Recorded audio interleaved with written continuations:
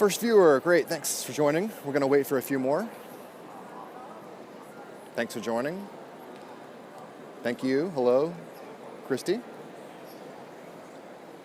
R Glitter, Zam, Grenario. Sometimes pronouncing Twitter handles and Periscope names is a little difficult. See you reading, thanks for joining. You see me periscoping. Hearts, appreciate it. We're gonna have two guests this time for those that are joining us. I have No App for Pedagogy, Eric Patnoudes. He's gonna be to my left here in a moment. We'll wait for a few more people before we get started. We'll also be joined by Sam Patterson, who incorporates a lot of robotics and STEM kind of concepts into his classroom. Some cool stuff. He's actually he's supposed to bring a kind of robot himself on the camera, so that'll be cool. Duo Periscope. No, I guess Eric could Periscope, but come on, you're taking away my bandwidth at that point. My bandwidth. So we'll wait for a few more people. Let's get to 20 before we get started. Thanks for the hearts, guys. Appreciate it. Just kind of sitting here waiting for some more people. I'll get you a look at what we're seeing here in this giant room. Good, you guys see everything okay? This is they call it ISTE Central. It's just kind of a meeting point. Everyone kind of hangs out here between sessions. It's also where people register. It's at the Philadelphia Convention Center. Hey, Jessica. So for those joining, we're at ISTE 2015, Educational Technology Conference in Philly this year. I've been told there are about 20,000 people in attendance. We'll see if that's an accurate number or not. We'll know after the show. But we'll go ahead and get started. I'm joined by Eric Patnoudes. Hi, everybody. Eric is one of our Connect IT bloggers, if you know EdTech K-12. Eric, tell us a little bit about what you do at CDW. So I'm on our education strategy team, and CDW put together this team because they realized that it wasn't just curriculum departments, IT departments making decisions about technology purchases anymore. It was increasingly becoming curriculum directors and educators who were having a very big say in the choice of a device or a platform. So in order to really to better support schools and give them that holistic solution that CDW is well known for, we wanted to go beyond the hardware, the software, the infrastructure, and the data centers, right? Now we have a team of educators who can help schools with their strategic planning. We can talk about professional development, we can talk about assessment, we can talk about really a lot of the intangibles that need to be in place that aren't technology in order for an initiative to be successful. Right. What's your perception of ISTE so far this year? Lots of curriculum and IT departments merging to become one. What do you think of that? Yes. I never heard that before. That's really great to hear. That there was a contest that we were running this year called Collaboration Nation. And that actually was the idea of our contest, was to bring IT and curriculum departments together, right? So breaking down those silos in districts to where education and curriculum understands IT's perspective and vice versa. And I can say from the districts that I work with on a daily basis around the country that the schools that are really knocking it out of the park right now are the ones where curriculum and IT are working very closely together. Yeah, totally. Some of the themes I've heard at ISTE so far this year are teachers are demanding more professional development. And for those on the stream that aren't really immersed in the education technology world, professional development is orienting teachers to the new technologies that are being rolled out at their schools. A lot of times they only get kind of minimal hands-on time with the device before they have to start integrating it in the classroom and the curriculum. And so teachers are you're hearing their voices in some of the sessions. You're hearing them kind of resonate with what some of the panelists are saying, which is the device can't be the center of the lifestyle in the classroom. The device has to be augmenting what's already there in the classroom. So what do you have about that? Yeah, I agree. That's a great point. I read an article recently where they talked about how technology's intention is to amplify whatever human forces already exist. So in terms of education, technology amplifies whatever pedagogical capacity was already there. So if you have a really effective teacher who's great at classroom management, good at connecting with students, you give them technology and it's like rocket fuel for those teachers. Where if you have an ineffective teacher, you're going to get more ineffective teaching faster and more efficiently than ever. So it comes down to that training and professional development that you were talking about. And I do think it's important to differentiate between training and PD, right? So training being a how-to on the device or an ecosystem. So knowing how to share a document or collaborate on a slide deck, but then professional development being those instructional strategies. So what does teaching and learning look like when you have 30 kids with devices sitting in front of them? And that doesn't matter, that approach or that idea doesn't matter whether it's Google or Microsoft or whatever the case may be, right? So, if you think about a lot of our experiences in education in public school, a lot of us probably had that experience of where the teacher stood at the front of the class, they told us everything we needed to know, we wrote notes down, took a test on Friday to see how much we could remember, and then started the process over again on Monday, right? Yeah. And the thing that I am really excited about at ISTE is that I think we're getting away from that traditional didactic approach to where teachers are becoming more comfortable with releasing some of that control, making learning more student-centered, and using the technology as the vehicle to provide those types of opportunities. Sure. You had experience in the classroom yourself before you came to CDW. Right. You were a district administrator? No, so I started out in special education, and when our district went one-to-one, I then took on the role of instructional technologist. That's what it was, sorry. Yeah, instructional technologist. At the time, my district was a Microsoft shop, so I did a lot of my own professional growth in the Microsoft ecosystem. Last year, I was selected to represent the United States at the Microsoft Global Forum in Barcelona, and that was right around the time that CDW scooped me up, and they were putting together this team of educators, and it was really a perfect fit, between my views and the fact that CDW is vendor agnostic. Yeah. It's a perfect situation because I can talk to a district regardless of device or platform, and we can provide support, and at the end of the day, really, it makes that device choice much easier. Right. So, Eric, thanks for joining us. Please come with me for my next interview. We're going to be talking with Sam Patterson, if we can find him. Okay. Check the time. Do you have a watch on you? I can pull up my phone. I'm meeting Sam at noon. Sam does robotics in his classroom. 11:59. Oh, okay. Well, we're right on time. We're just going to walk around until we encounter Sam. Sam Patterson is a teacher. He's also one of our EdTech K-12's top 50 bloggers. He has a lot of experience with STEM and individual robotics. I kind of rely on Sam to let me know what is kind of happening with classroom robotics and classroom gadgets. I hate to use the word gadgets. I don't know if that's pejorative or not. I don't know. Gadgets sometimes turns people off, but that is kind of what they are. But what do you think of ISTE so far? Is this your first time? No, it's my second time. Second time. I was in Atlanta last year, and ISTE is always a great event. There's the great sessions. You get to learn about the new technology, but then really I think the most powerful part is connecting with people who are in your PLN or your personal learning network or whatever you want to call it. There's people that, from around the country that I've connected with and learned from extensively on Twitter, and then you meet them at a place like ISTE, and then that relationship becomes even stronger, and you continue to learn with those people, which is really, I think, just the best part of it. Yeah, networking's a big part of ISTE, learning about new concepts and new technologies and teaching strategies.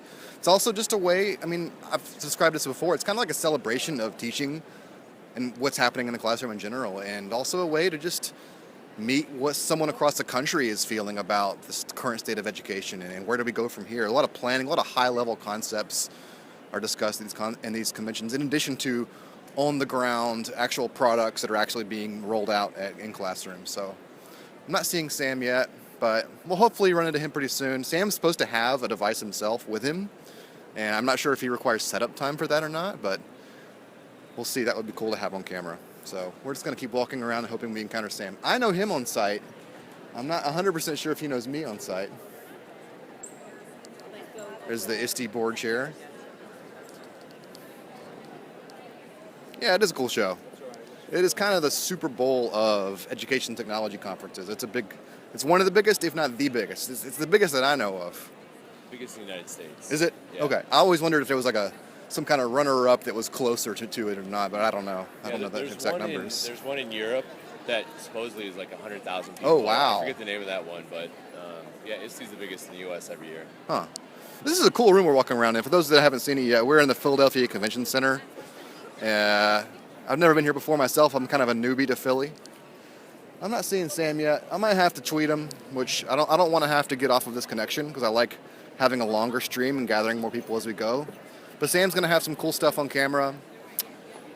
So we're going to give it another minute or two before we have to cut it off and have to reinitialize the stream. But if you guys are interested in seeing what Sam is going to bring on the camera, please stick around for that. We have kind of a mix of crowd right now. It's getting larger and larger. Florida's FETC. I went to FETC this year. It was big. For sure it was big. It wasn't this big, but it was up there. FETC, EduCause is one for higher ed. This is for mostly K-12. You doing your laps? Are you getting to a workout? Yeah, I'm counting my steps. Yeah. No. Actually, I was in Ocean City, Maryland for vacation last week, and my wife and I walked like 2 miles to get to a restaurant. We thought that was a long time, but yesterday I walked like 3 miles. Yeah. And I didn't know my iPhone actually counts steps. Did you notice this? Yeah, It's like a health app. Right. Will actually count your steps between different sessions, and it's kind of crazy to see how many steps you've walked in a day. When you go to a big convention like this and you see it's like in the 5,000 range. Yeah, well, I was talking to people yesterday who were, by 11 o'clock, we're at 10,000 steps already. My goodness, I need to count these today. So I'm not seeing Sam, guys. I'm going to have to cut off the stream for now, but we'll reinitialize in a minute. Are you Sam? Yes. Oh, hey, Sam. Hey. Frank Smith. Good to meet you. Good to see you. See, I was going off of your Twitter image. No, I cut all my hair and then I see. Guys, this is Sam Patterson. Hi, guys. Hey. Sam, where are you from? Originally, I'm from Illinois, but I currently work in Palo Alto, California. Oh, wow.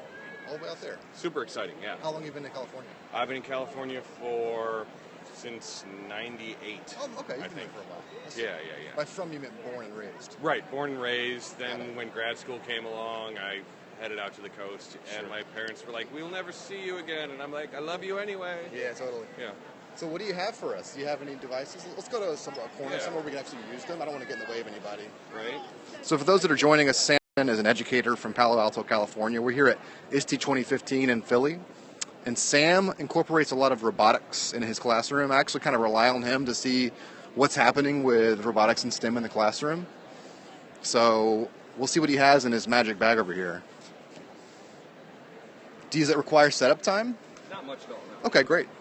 And what's exciting about right now and robotics and STEM in the classroom is we're kind of at the dawn of the age of connected toys. So a lot of the things that are available right now are designed for quick deployment and really have a lot of growth potential. So it's a small learning curve, but a lot of things you can do inside of it.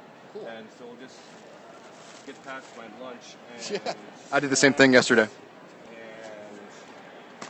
Let's start with this one. This Okay. one actually has been around for a little while. Can you show us the cover of it? See Yeah, what it is? it's called a Thymeo. And it's by a company, I believe, in Sweden. And the Thymeo robot is an open source robot that is designed to allow you to do innovation projects and programming. So this robot has like 20 sensors in it, as well as build points for Lego on the wheels and the top. So you've got touch sensors here in the front. Let's see if I can get to a mode that makes the sensors. There we go. This is like a fancy do-it-yourself Roomba. Right, exactly. If you put a sweeper on it, it could be a Roomba. Yeah. But what's exciting is when you get kids working with it, they decide what they're going to do with it. I use this as kind of an entry-level Arduino because instead of saying, oh, here's a scary bare-bones microprocessor and here's a servo, good luck plugging them in, this kind of comes all connected. Yeah. And you can have kids design off of it. So we put this in the middle of an innovation curriculum. We have them figure out what problem they want to solve and how they can design something around this to solve it. So some students developed a pencil caddy and it'll turn and give you the pencil that you want. Or another one made it a piano. They're able to turn it into a piano, which was totally amazing because they could program sound with it. Yeah. It's got programs on a computer, so you do need to plug it in using a USB. Sure. And it's got both a visual programming interface that my non-reading students can use. They can drag and drop the blocks over. But then there's an actual coding program interface that the older students can use. So it's one of the nice things about it is it's one of those platforms that you can use at multiple entry points. And when I'm working with robots, I want something that's going to work in 4, 5, 6 grade levels at least, because all of these are an investment, right? You want something that's going to last kind of year over year and be durable and still be relevant. Sure. And how much is this device? I think the Thymeo is around 150. Okay. I forget exactly. Somewhere in that room. And if you search for it, it'll come up as Thymeo 2. Okay. Nobody talks about what happened to Thymeo 1. It's like the Simpsons dog. Right? And let me get out an iPad now. Because most of... Eric, if you have any input or comments on STEM, I just didn't know if you knew much about robotics or... No, I know enough, but I'll definitely refer to the expert here. Sure. I'm curious to see what he's going to tell us. So the device interacts with the iPad. You can use it as a remote control, basically, I'm guessing? This device doesn't interact with the iPad. Okay. It's just a computer one, right? Got it. And that does limit where I can deploy it at my school because I have to have a full-on computer to connect it to. But we can get the laptop cart and we can use that one. I spend most of my time using iPad-centered devices because we are an iPad-based school, and all of the kids have iPads. Yeah. I want to show you right now one of the most exciting things for me is this app called Tickle. Okay. And the Tickle app is a new app from it's one of the Imagine K-12 companies. And Tickle is working on creating an interface that allows you to do block-based programming with a bunch of different devices. So you can connect it to Philips Hue lighting. You can connect it to kind of a game interface there with sprites and stuff in the app similar to Scratch. I know Sphero. You've written a lot about Sphero. Right? The Sphero, Parrot mini drones. You can even connect a Bluetooth Arduino to it. And Ollie, and now this doesn't exist yet, so don't tell anybody, but dash and dot support is coming to the Tickle. And this is the beta version. And we can kind of click on dash right there. So this is a never before seen on EdTech kind of thing before. Brand spanking new. So it looks like a very basic GUI system. You can drag and drop control systems to program. Exactly. Instead of actually hard coding something. And anyone who's ever seen Scratch or Hopscotch or really any version of Blockly can appreciate the fact that this looks very similar to it. On the left-hand side here, you have the families of commands and code, all color-coded for you. And on the right-hand side here, you have the studio interface. Now, right now, you can see it doesn't know where dot or dash is. What is dot or dash? Is that the device itself? Yeah, this is one of the robots I work with. And All this right. is a robot from Wonder Workshop. We're going to turn it on and wait for its Bluetooth to come up. Oh, that's on creepy. there. It's staring right at me. What's even creepier is after a while he goes to sleep and he yawns loudly. So that means sometimes in the middle of my teaching, the robots yawn because I'm boring. Oh, wow. Yeah, that's how I know I've given too many instructions. I turn on the robots before class, and if they yawn before the kids use them, I got to shorten my instructional time. So, guys, I want to make sure you know that I am watching the chat. If you guys have any questions, that is the cool part about Periscope. Please, if you have any questions about robotics or integrating these kind of devices in the classroom, Sam is an expert and can answer pretty much anything you throw at him. So please ask away. Do not hesitate. I am watching the chats. So just letting you know. So when I turned Dash on, it showed up here in the available devices, and I'm going to click on Dash to connect it. And now Dash is connected. And if we look at the code there, we've got a repeat block that says we're going to repeat it 4 times, and we're going to go forward for 1 second at normal speed, then we're going to turn right by 90 degrees. When we're done with all that, we're going to say yippee because we've completed a square. Got it. So, Does he actually say yippee? No yeah, way. yeah, at the end of the square, make sure you're close to him. You'll hear him say yippee. Wow. So we're going to put him on the ground, and then we're going to hit play. I'm getting on the ground too. So he's executing a script or a sequence. Where are his sensors? Directly in front? He's got the front sensors and the back sensors. Now put the microphone down. Oh, almost. He totally said yippee, folks. So I see Lego blocks on top. Anyone watching, looking at this is familiar with this kind of stuff, right? These are build points for Legos, and they can actually snap off the sides, right? Oh, neat. And what I love about using robots in the classroom is it gets kids thinking creatively. When I got the robots, the Lego build points were attached like this. And we did an activity where the kids were using them to joust, and we had them design shields and lances and program the robot to go in a straight line to joust with the other robot. But I couldn't figure out how to use the build points to get something to go in front of the robot because the build points were on top. Sure. And I was very frustrated with this. And one of my students said, well, what if we just do that? And then the build points were in the front. Oh, I see. And I mean, that's what my first grade kindergartners, that's what they teach me every day, is that I have more of a set mindset than I could ever know. Yeah. Right? It just came to me with the build point up top. I assumed that would be the only place it worked. The kids suffer no such assumptions, and they're able to actually connect it. The beginner's mind sometimes opens up new possibilities. Oh, definitely. And what's nice is these build points, like you saw on the Thymeo robot, really invite kids to expand what's going on with the robot, to create something that goes beyond the original design. And that's where you can really get into creating different lessons about different subject areas, because you can build meaningful things around the robot. Sticking with Tickle app, I want to show you how it connects to yet another robot. How much is this particular device, the robot? Do you know offhand? I don't know offhand. Okay. They do. There is another one, Dot, that does not move. That is its buddy, but they can interact through sensors and they can sense each other. This one has 2 sensors in the front and sensors in the back. I see. So you can actually, when they detect each other, they can do different things. They can detect a wall and then turn, so you can program Dash to work its way through mazes and to respond to the other robot. Now, my students, when they found out Dot didn't move, they weren't that interested in Dot until in the after-school coding club, I showed them how they could use Dot as a remote trigger for a sound-based booby trap, so that when one of the other groups who was, say, working on a movie and they really wanted it quiet on the set walked by Dot, suddenly there was, a yippee sound. And they got really frustrated. So it might be a little evil to teach kids to code in a way that annoys each other, but they find it very engaging. I think that's part of the fun, right? Is bringing the device back into human interplay. That's what makes things funny for people, is seeing how they interact with humans. Well, not to mention, like, the frustration is, in a way, like a form of failure, right? Right. And I think we need to get over this notion that failure is a bad thing in education, right? Kids have to fail in order to be able to learn.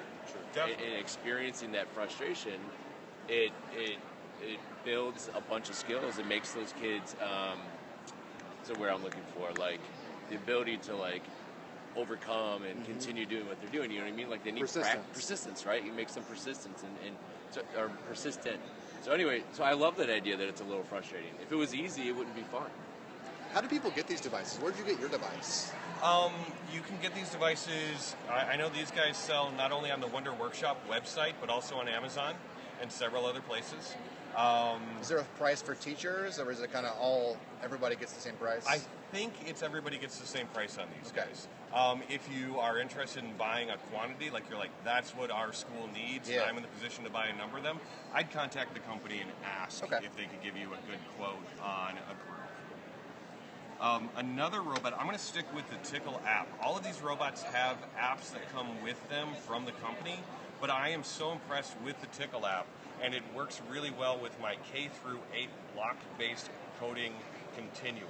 Is Tickle strictly Apple, or is it also Android, Windows? Right now, it is strictly Apple, but they're a very young company. They're about to launch a version for the phone that works in addition to the iPad. Right now, they're iPad only. Got it. And I think that Android will be coming after that. Probably, yeah. What I've got here... I have seen this before. Yes, this is the Ollie from the Sphero company, and we'll show you a Sphero in a minute. The Ollie is about $100, and it is the faster, more aggressive of the robots. But what's great is inside of Tickle, you can slow it down and make it do much more meaningful things in the classroom. Yeah.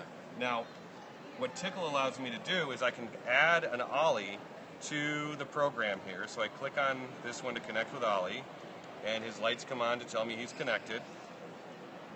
And I'm going to click this little check mark. And now when we click on the Ollie, we can see his program here. And if we click on this guy, we can see his program here. I see. And if I hit play, zoom back, and you'll see both of them do their programs simultaneously.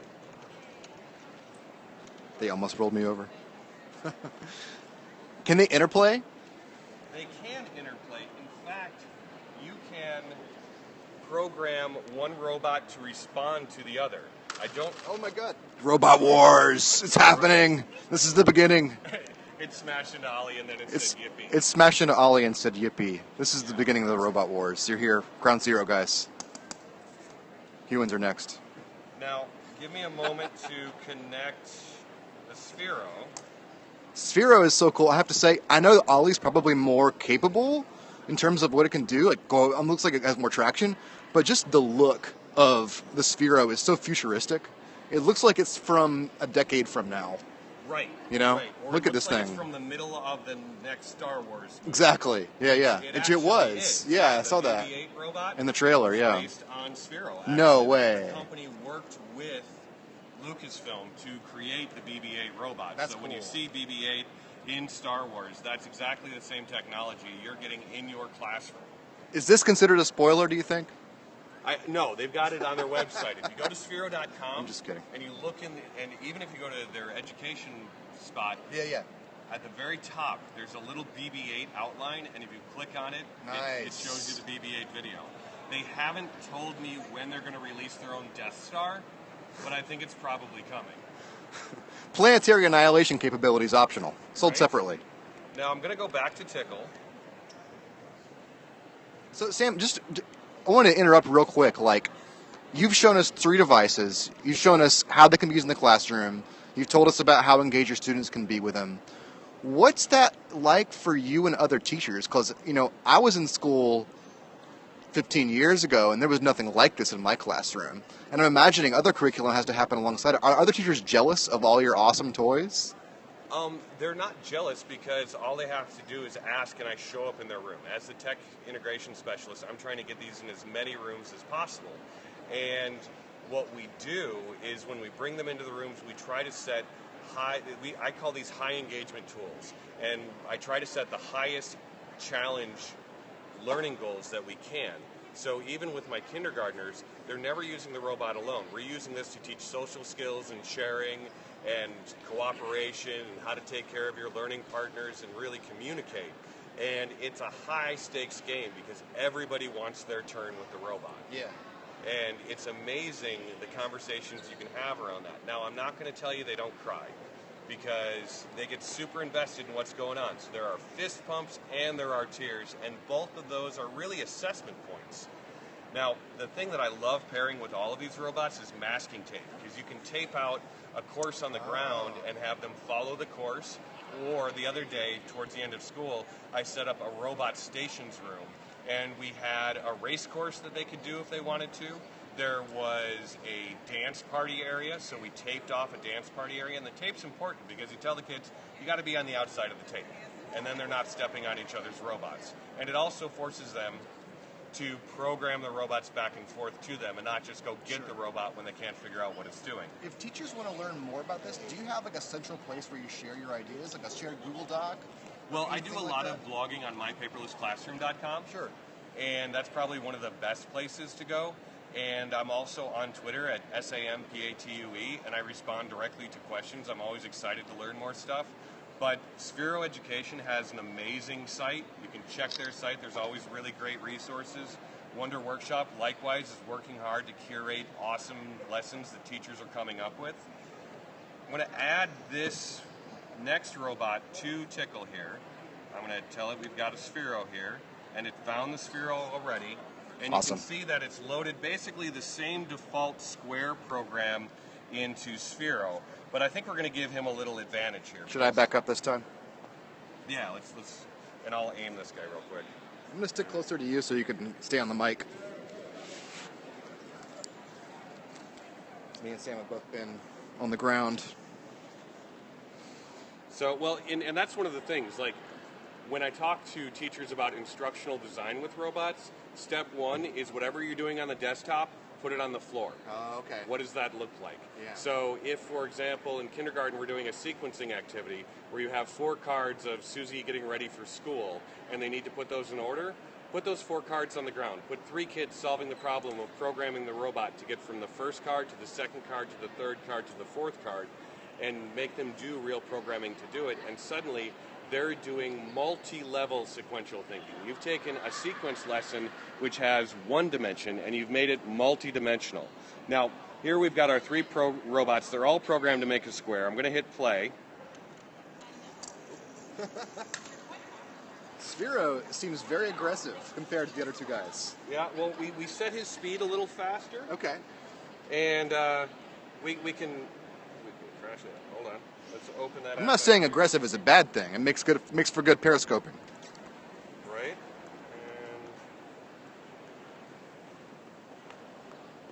Hey guys, how's the audio? I haven't seen any feedback on that. I'm assuming it's decent. No feedback is good feedback when it comes to these kind of things. I just wanted to make sure you guys can hear okay. Can I see some hearts for good audio? Audio's great. Thanks so much, Craig. Hearts. Very good. Hey, small contest I've been running every Periscope I have. You win. So let me know in the chat if you can guess my accent. So I'm going to do the Sphero just one more time, and I added the jump. No. So we'll see if we can get him to jump here at the end. So he's making his square. Whoops. Oh, let's try Craig. There we go. Oh, he's flipping out. And that's What was that? That's the student's single most favorite mode, where you make him jump, and he just flips out as you. Can you do that again? I don't think I had the camera on him at the time. Try that again. Definitely. We'll stop him here. We'll have him do the square, and then we'll have him do a jump. Wait. First, I'm gonna change the color to. Let's go with a nice blue, and then we're gonna hit play. Coming back at you. Now you should jump. There we go. It's kind of like a dog that's happy to see his owner's home. Definitely. And what's really interesting is I've got the other robot station I haven't told you about that I set up was a drawing station, because there is on Thingiverse a thing called a doodle cat. And it is a dome that sits over the Sphero like this, but it holds a marker right behind it. Oh. So then I have the students working on a robot table, which is just a 2x4 or a piece of plywood with 2x4s along the side so the robots don't jump off the side. And we put butcher paper on there. They control the robot, dragging a marker, and they can make it draw. Well, my students figured out that with that jump mode, they could make it stipple draw all over the place like crazy. And they totally love that. Now, what Frank's showing you right now is you can actually see inside of that Sphero. Yeah. It's the Sphero reveal. And I wonder if I can... So yeah, what is in there? What's the functional aspects here? Obviously, it has some kind of Wi-Fi adapter. It's got a Bluetooth. Okay, Bluetooth. So my bad. It works by way of Bluetooth, and it will not work on iPad 2s. It needs a better Bluetooth connection than that. And it's basically got, I believe, 2 motors in it that kind of wheel it around this space, and it's got a gyroscope, so you can kind of see it righting itself as I spin it here. And in the bottom is a giant coil, because the way this one charges, it charges with an inductive charger. I've got the charger right here. You guys have any questions for Sam? I haven't seen him any questions about robotics. I've seen a lot of questions about implementation and where do you get these devices, but like any questions about the field itself and how quickly it's growing maybe? How long have you been doing these in your classroom? How long has this been feasible in the classroom? Well, the Sphero came out sometime last a year ago in the fall, I believe, is kind of when it really launched. And shortly after it was designed as a toy. It is a connected toy. Their market was people who wanted a robot that would run all over the place like a crazy man. And then teachers said, wow, we could really use this to teach programming. Can you give us some better programming interfaces? And that's when the company released MacroLab, which is one of their key programming interfaces, but it was really just their developer interface. They're working right now on a block-based app of their own that will allow students to do even more coding with these Spheros. But this is really a case of, this came to the market as a toy, and the response from education was so strong. Visions by Vicky says hi. Hey, Vicky. The response from the company was so strong, or the response from the teaching community, rather, was so strong, the company pivoted to really put a lot more emphasis on education. So they have developed online lessons that are content specific. You can use this robot to teach the relationship between rate, time, and distance, and you don't take a word problem about how long it takes to get to the store and back. You have the robot running programs, the students collect data, and then the students compute what's going on. Now what's amazing, and this will be a little bit of a spoiler, is what they do is they have it work at the same speed. It runs for 3 seconds, it runs for 6 seconds, it runs for 9 seconds, and they compare how those numbers fit. In your head, you're going to immediately say, well, the distance for 6 seconds is going to be twice the distance for 3 seconds, right? If that's the case, you're somewhere other than the planet Earth. Because on the planet Earth, we have inertia, we have friction, we have drag. So the distance for 6 seconds is more than twice the distance for 3 seconds. And the distance for 9 is even more than 3 times the distance for 3, because you're always overcoming that same inertia point. Yeah. That's the conversation I had with 4th grade when we talked about rate, time, and distance. So there's obvious teachable applications for this kind of stuff. Teachable and STEM rich, because suddenly my math lesson is a physics lesson. Now we bring that down to 2nd grade. We were learning about simple machines, and we gave them a Sphero, we gave them a whiteboard and a brick, and we gave them like 8 different ramp stations. And their job was to take the Sphero around to different stations and play with their brick and their ramp to discover what they could about how this Sphero works with those different ramps. Right. A ramp is an inclined plane, right? Yeah. And one just sounds a lot more fun. And after about 15 minutes of play, we called them back and we said, what did you learn? What I expected them to say was that when the ramp was shallow, the Sphero went further up.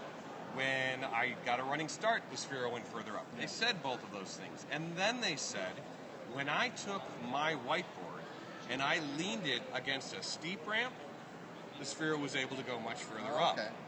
So that blew me away, because they had gotten further into the physics understanding in this lesson than I could have anticipated. But it's that opportunity to do hands-on learning that I'm really after. So I'm curious to hear about like the scaffolding that goes into like the coding behind this. I've seen some games where you can teach kids coding like with a board game and just like cards. Are you guys using that at the very early grades to kind of scaffold their ability to start understanding this concept? So my scaffolding starts in kindergarten, and we're iPad based, so we have Codable, Kodable, which is a really great, no reading needed coding platform. It's an app, it's a leveled app, it teaches them the fundamentals. And in general, I move back and forth between leveled apps like Codable and the Foos, where they have a game style experience that rolls out one idea at a time and they get to learn it, with open studio apps where they can pretty much do whatever they like. So they start with Codable, and then we might use the Bebot robots, and then we have little cards they put down to track the commands they're giving the robot there. So they learn about sequence, they learn about syntax, and these are actually skills that research has found does support literacy growth. So we're working with pre-readers to prepare them for reading by coding, which blows my mind. Yeah. And after that, once my students are reading, then, well, actually we do that, and then we go to Scratch Junior, which is my open studio app for my non-readers. And if you don't know Scratch Junior, you have to play with it. It's amazing. It's on Android, it's on iPad, it's what you should be downloading right now. And after Scratch Junior, we go into Hopscotch. Hopscotch is an open studio block-based app. You can use it in combination with, for example, Tinker, if you want a leveled app to kind of teach the students what they're doing. In Hopscotch, we study things like how to build a loop, and we have a regular polygons lesson where they learn about repetition. And I do this with 2nd graders, and we'd say, okay, if we're going to make a square, we need to turn 4 times, and we need to complete that shape. So we learned that the regular polygon is going to take 360 degrees to complete. Now, they don't know that. Well, actually, they do. So I talked to the 2nd grade. I said, do they know degrees? The 2nd grade teacher said, no. I said, okay, do you mind if I teach them? They said, no. So we went in there, and imagine, I'm trying to figure out how to get to the point where the kids are like, oh yeah, there's 360 degrees in a circle.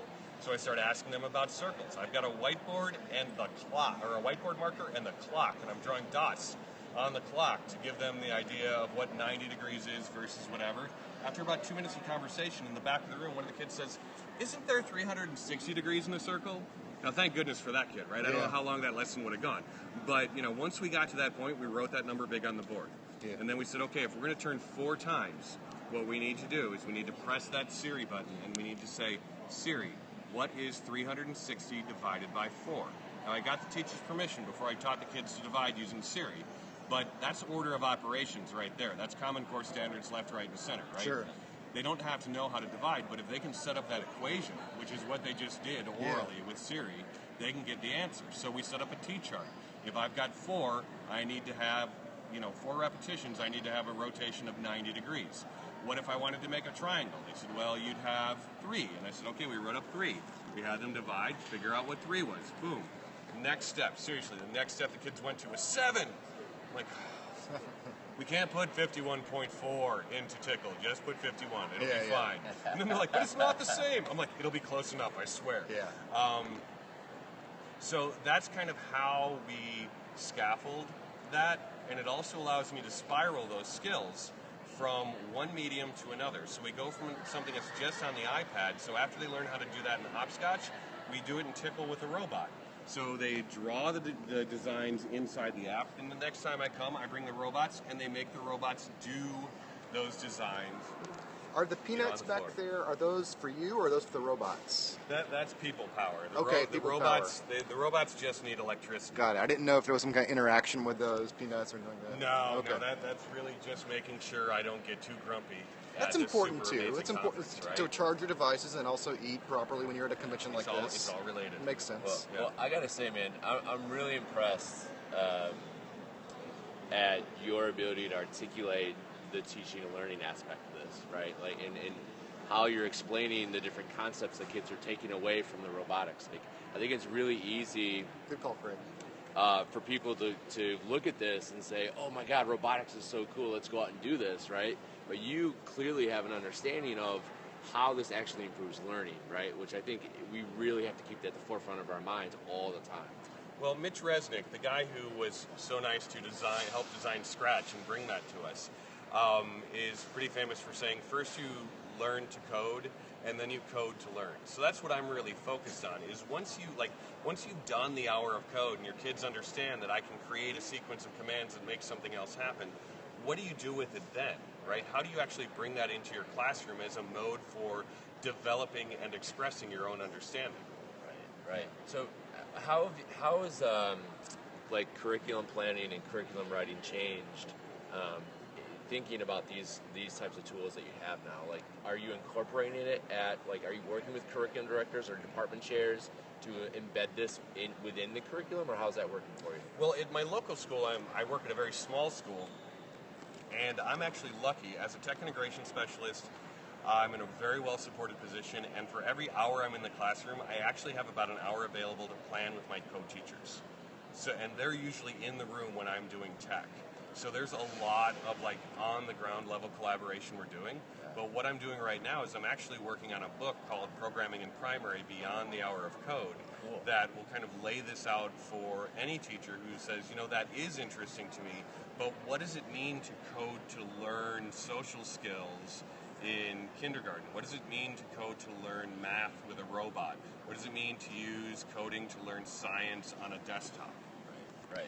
Some questions from the chat. Your school's in Palo Alto, California, is that right? That is correct. How big is your school? Our school is 355 kids, K through 8. Got it. Okay. And are there any Google equivalent apps? You've mentioned Tickle. Is there anything happening in the Google space or even in the Android space that you know of that's kind of equivalent to this in terms of building blocks or programming for devices? Well, programming for devices, I know that Tinker has device capability built into what they're doing. I don't remember if they're Android at this point.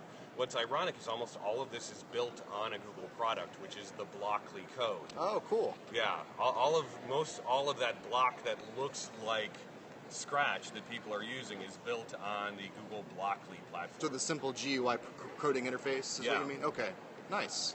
That's nice. Yeah. Well, do you have any more robot antics for us, Sam? I think that pretty much Okay. taps out what we've got. What's your favorite one to use in the what's the most popular one to use? The kids like the most, gravitate to the most. It's the Sphero. I've got 12 of these in the classroom, and a little pro tip, I associate each one with one iPad, so that Thank you, Vicky. when we bring them into the classroom, I can literally drop that tote bag full of Spheros. It wakes them up, the Bluetooth on the devices is on, and they're instantly connected and ready to roll. And that's pretty powerful. The kids really love them, and the management of them is really simple. So they're kind of a winner all around, because I only get 45 minutes per class. Yeah. So I can't be messing around with which is connected to which. It's got to be a let's go kind of scenario. Yeah, exactly. Well, Sam, thanks for showing off these. Is gadgets pejorative? Is gadgets the wrong word? What do you call I them? always loved Inspector Gadget. Sure. I think, they are gadgets. They're tools. Really, just like anything else. As a teacher, I can do amazing teaching with essentially whatever you put in my classroom, right? And these are just another opportunity to create awesome learning experiences. And I think that robots really challenge us to expand how we're thinking about digital learning. So we get away from just the tablet screen and we get back into the physical space we're sharing with other people. And so that reminds me of something we talked about early when we first started was, I love this idea that the intent of technology is to amplify the human forces that already exist, right? So in education, technology then amplifies whatever pedagogical Patterson is already there. So to your point, right, like if you're a great teacher and you now you understand the teaching and learning behind what you're doing, and you give somebody like that in robotics, they're going to do amazing things, right? You give an ineffective teacher robotics, what's going to happen?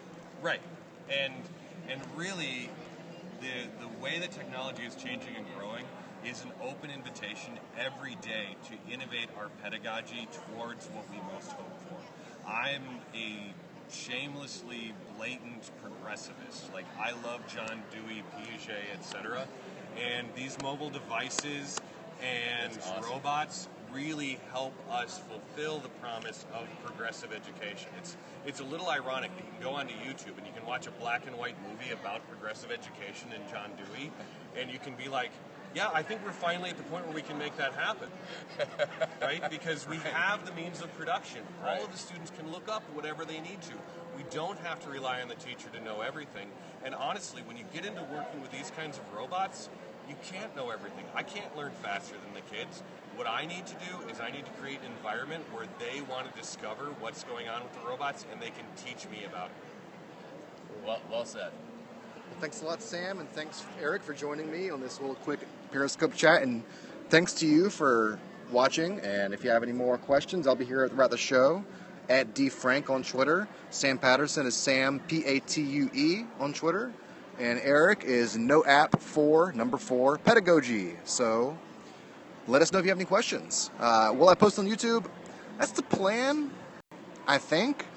As you guys know, Periscope videos expire within 24 hours, so we're trying to find the most logical way to reuse these videos once we have them. So maybe it'll end up on EdTech K-12 website or YouTube. I'm not sure. I don't know yet. But good question. Thanks for joining me, guys, and we'll see you around. D.Frank, D as in Daniel, Frank, on Twitter. That's me. Thanks a lot, guys. Really appreciate it.